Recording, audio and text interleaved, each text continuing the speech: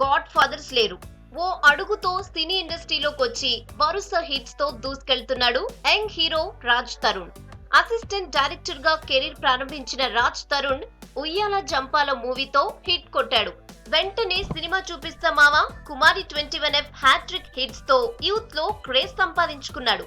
అయితే ఈ కుర్ర హీరోపై ఇప్పుడు ఇండస్ట్రీలో నెగటివ్ టాక్ నడుస్తోంది. హిట్ కొట్టే కొద్దీ తలపొగరు ఎక్కిందని, అన్నింట్లో ఇన్వాల్వ్ అవుతున్నాడనే టాక్ నడుస్తోంది. ఇటీవలే శతమానం భవతి మూవీలో ఫస్ట్ రాజ్ ను తీసుకున్నారట.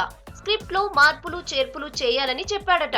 అంతే తిక్కరేగి శర్వానంద్ ను తీసుకున్నారనేది సమాచారం. ఇక లేడీస్ టైలర్ సీక్వెల్ కోసం కూడా ఈ కుర్రోడిని తీసుకుందామని అనుకుంటే మనోడి ప్రవర్తనతో తర్వాత రామ్ రామ్ చెప్పారట. ఇలా 3 ప్రాజెక్ట్స్ వరకు తలబిరుస్తూ పోగొట్టుకున్నాడని ఫిల్మ్ ఇండస్ట్రీలో టాక్ నడుస్తోంది.